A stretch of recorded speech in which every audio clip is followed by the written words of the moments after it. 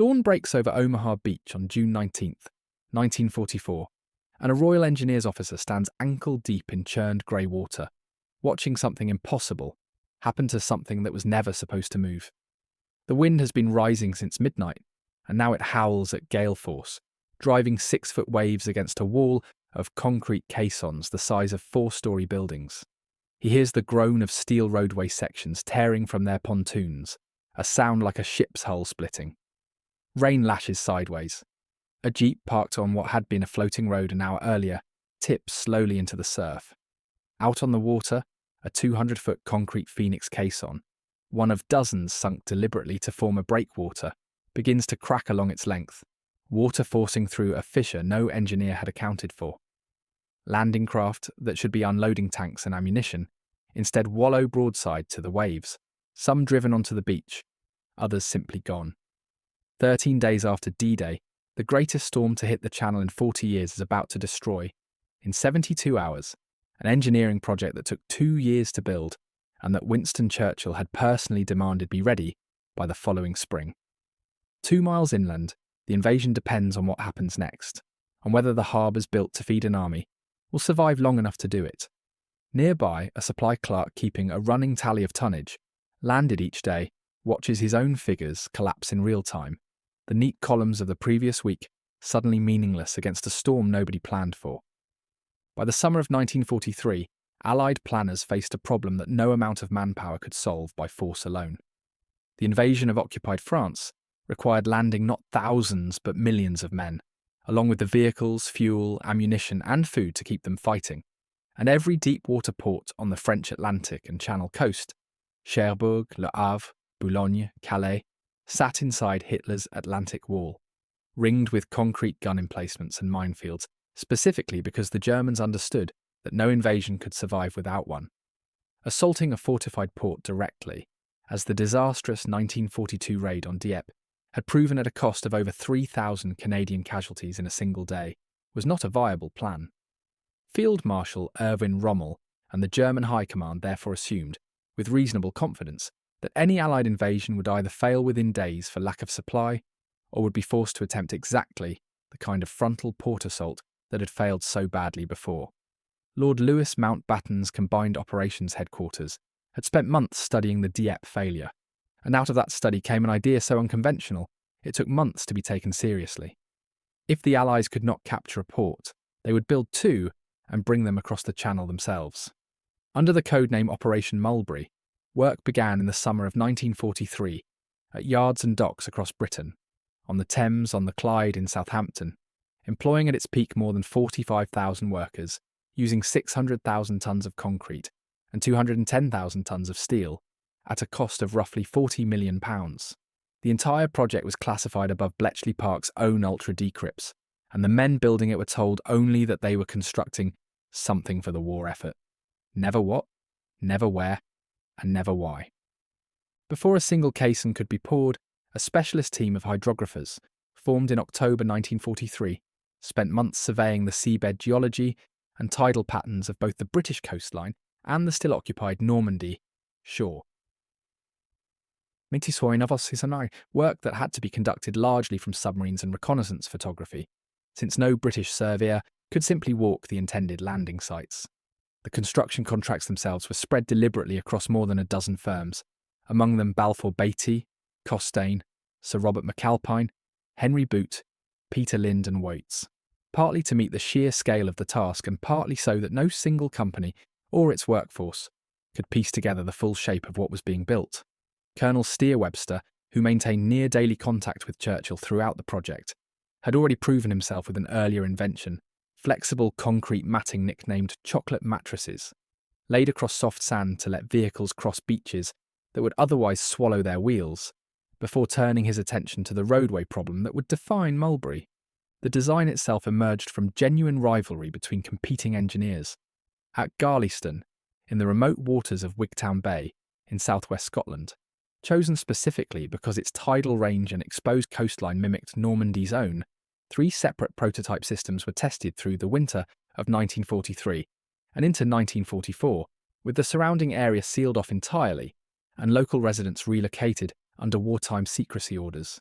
Hugh Iris Hughes, a Bangor-born civil engineer, built his Hippo pier system on the mudflats of Conwy Morfa in North Wales, using 1,000 men working through blackout conditions, while neighbours were told simply to ask no questions.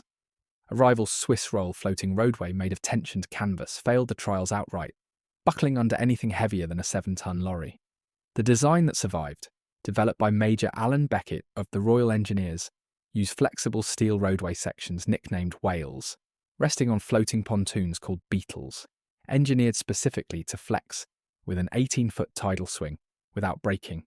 Around these roadways, planners built 2 complete artificial harbours, each protected by a 2-mile arc of phoenix caissons, hollow concrete structures up to 200 feet long, that could be towed empty and then deliberately flooded to sink into position. Reinforced further by gooseberries, breakwaters formed from up to 70 obsolete merchant ships, and warships scuttled bow to stern across 5 separate beaches: Utah, Omaha, Gold, Juno and Sword, providing shelter for smaller landing craft even before either full harbour was assembled. Reginald Gwither, the Royal Engineers officer given overall responsibility for towing and assembly, would later receive a CBE for coordinating a fleet of tugs and construction crews spread across an entire invasion coastline. Assembled at Selsey on the Sussex coast through the spring of 1944, the completed sections, 146 caissons in total, stretching 6 miles if laid end to end, waited for a single order. That order came on June 6, 1944, and within a day of the first landings, the components began their crossing. Towed by Royal Navy and Merchant Navy, tugs at a crawling 4 knots, roughly the pace of a brisk walk, across 60 miles of channel still patrolled by German E-boats, and mined in places neither side had fully charted. A Merchant Navy tug crewman, 19 years old and towing a caisson for the first time, later described watching the sky turn black with Allied fighter cover, while shells burst somewhere ahead near the beachhead, an experience he called simultaneously the most frightening and most extraordinary day of his life. German coastal artillery at Le Havre could see the caissons moving and shelled some of them directly, sinking at least one before it reached position. Yet German intelligence, briefed for months by Allied deception operations to expect the main invasion at Calais, initially struggled to interpret what they were watching.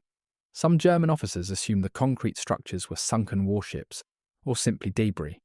The true purpose of the 2 harbours, one assembling off Omaha Beach under American construction, the other off Gold Beach at Arromanches under British construction, was not fully understood by the German High Command until both were already partially operational, by which point Cherbourg, the nearest captured deep-water port, remained 8 days from Allied hands and would prove so thoroughly demolished by retreating German engineers that it could not reopen for supply traffic until September. Royal Engineers under the caisson sinking operations worked in shifts around the clock through the second week of June, opening scuttling valves on Phoenix units while under intermittent shell fire, guiding each caisson into a precise position calculated to close the breakwater arc without leaving gaps a swell could exploit. By June 12th, 6 days after the initial landings, more than 300,000 men, 54,000 vehicles, and over 100,000 tons of supplies had already moved across the beaches and the emerging Mulberry structures, a tempo of resupply that the original invasion plan had assumed would take weeks longer to achieve. American engineers of the US Navy's Civil Engineer Corps, working the parallel Mulberry A at Omaha, pushed their harbour toward operational status on a similarly punishing schedule, racing the same tides and the same uncertainty about whether German counterattack would reach the beachhead before the harbours were ready. Their design choices differed subtly from the British approach at Arromanches, favouring a stiffer roadway connection that performed well in calm conditions, but left less tolerance for the kind of sustained swell the channel could produce without warning, a difference in engineering philosophy that neither side had reason to think would matter within the fortnight. The contrast between the 2 efforts would matter enormously within a week, though nobody assembling caissons in the second week of June yet knew it. Civilian dockworkers who had built the caissons months earlier in Southampton, on the Thames and on the Clyde, had no way of following their work across the channel, and many later said they learned what their sections had actually been, for only when newsreel footage of the Normandy beachhead reached British cinemas.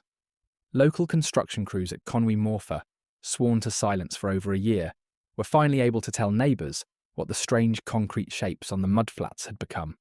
For the Royal Engineers officers overseeing assembly at Arromanches, the work meant round-the-clock exposure on open water within range of German coastal guns at Le Havre, some 20 miles distant, close enough that shell splashes occasionally straddled the caisson toes, even after the beachhead itself was considered secure. If you are enjoying this deep dive into the engineering that quietly decided the Battle of Normandy, a subscribe helps this channel keep telling these stories properly. The storm that struck on the 19th of June gave no warning beyond a dropping barometer and a change in wind direction that veteran Channel sailors recognised too late to matter. For 3 days, it raged at near gale force, and Mulberry A at Omaha, built to a design that Royal Engineers colleagues had privately criticised as insufficiently flexible for open swell, began failing within hours. Steel roadway sections tore loose from their pontoon connections. Phoenix caissons, never designed to absorb sustained impact from breakwater-scale waves without the protective sinking pattern fully complete, cracked and shifted out of alignment. By the third day, American commanders made the decision that would define the entire operation's post-war reputation. Mulberry A was abandoned outright, its wreckage left in place, its salvageable components later stripped to reinforce the surviving British harbour. Losses across both American and British sectors during the storm totalled hundreds of landing craft and small vessels, a setback that briefly threatened to strangle the entire Normandy supply chain at precisely the moment German forces were regrouping for a counter-offensive around Caen. Weather reconnaissance officers on both sides of the Atlantic had genuinely failed to predict the storm's severity, and for 3 days, Allied logistics staff in Portsmouth worked from incomplete reports, uncertain whether the entire artificial harbour concept had simply failed at the first real test. Mulberry B at Arromanches, though damaged, held. Its beetle and whale roadway system, the more flexible design that had performed worse in early Garleyston trials for load capacity, but better for storm resilience, survived intact enough to resume operations within days, while Royal Engineers officers made an urgent, unplanned decision to extend a harbour designed for perhaps 3 months of service into a structure that would need to function for the better part of a year. What followed was less a construction project than an improvisation performed under continuous operational pressure, with repair crews working through nights lit only by shaded lamps to avoid drawing German artillery fire from across the bay. US Navy salvage specialist Edward Ellsberg, brought in specifically for his experience refloating scuttled ships at Massawa and Oran, was assigned over Royal Engineers' objections, and with Churchill's personal intervention, to recover what could be recovered from the wrecked American harbour. Reinforced with those salvaged sections and worked continuously through July, Mulberry B, nicknamed Port Winston, exceeded its original design capacity within weeks, handling a sustained average of 6,750 tonnes of supplies daily between June 20th and September 1st, and reaching peaks above 7,000 tonnes on its best days, figures that came to rival the tonnage moved directly over open beaches by landing craft, a method that remained faster in raw daily volume, but far more vulnerable to exactly the kind of weather that had just destroyed an entire harbour in 3 days. By late July, combined traffic through the surviving structure reached roughly 20,000 tonnes on peak days, sustaining an Allied build-up that senior planners had assumed, before D-Day, would depend on capturing a functioning deep water port within the first fortnight. The turning point was not a single dramatic event, but an accumulation of ordinary days in which the harbour simply did not fail, day after day, of tonnage figures that quietly climbed instead of collapsing a second time. Through July and into August, as Allied forces fought the grinding Normandy campaign around Caen and Saint-Lô, Port Winston continued landing men, tanks, fuel, and ammunition without interruption, absorbing the operational burden that a captured port would ordinarily have carried. Field Marshal Erwin Rommel had assessed before the invasion that any Allied force landing without a port would be starved of supply within roughly a week. Instead, Port Winston sustained the Allied build-up for over 2 months before Cherbourg's damaged facilities came back online, and continued operating for a further 8 months after that, an outcome the German High Command had judged militarily impossible. German engineer assessments captured, after the war acknowledged, with something close to professional respect, that 2 years and enormous resources spent fortifying French ports had been rendered largely irrelevant by an idea that avoided those ports entirely, an admission that stood in sharp contrast to the confident predictions Rommel and his staff had made about Allied supply lines collapsing within days of any landing on open coastline. Port Winston ultimately remained in operation until November 1944, 5 months beyond its original design life, having by that point moved over 2.5 million men, 500,000 vehicles, and 4 million tons of supplies across a stretch of open Normandy coastline that had no natural harbour at all. Mulberry A's wreckage, by contrast, was left largely where the storm had destroyed it, a scattering of broken caissons off Omaha Beach that stands today as the quieter half of the story. The engineering lessons drawn from Beckett's flexible roadway system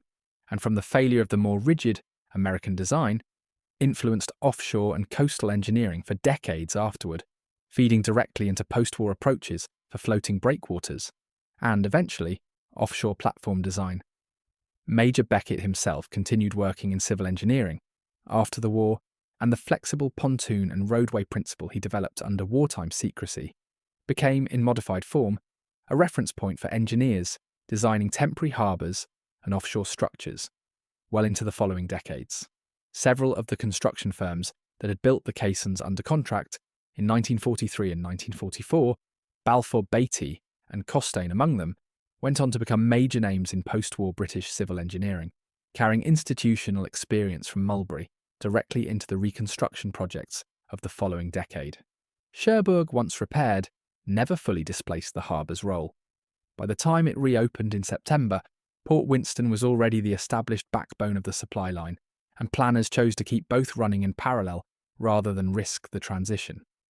German demolition teams had spent their final days in Cherbourg deliberately wrecking cranes, sinking block ships in the harbour mouth,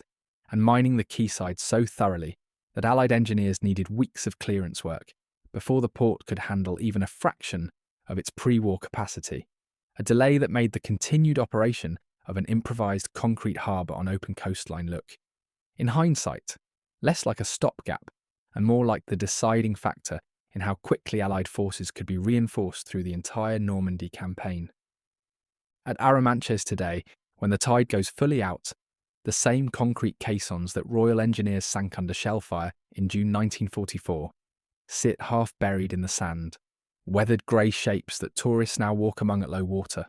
mostly unaware that these particular blocks of concrete carried more tonnage into liberated France than any captured German-held port managed in the same period.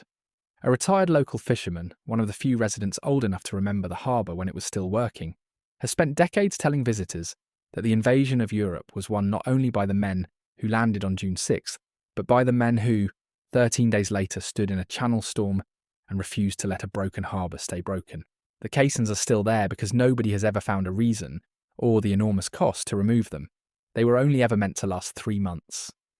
Back on the beach on that storm-battered morning in June, the Royal Engineers officer watching his roadway sections tear apart could not have known any of this. He could not have known that the harbour he was watching fail would be quietly written off within 72 hours, while a second, less celebrated structure, 2 miles down the same coast, would go on to outlast every prediction made about it, or that a stretch of open Normandy coastline with no natural harbour at all would end up moving more men and material than the fortified ports the Germans had spent 2 years and 13 million cubic metres of concrete defending. He simply watched the water, counted what was left standing, and got back to work.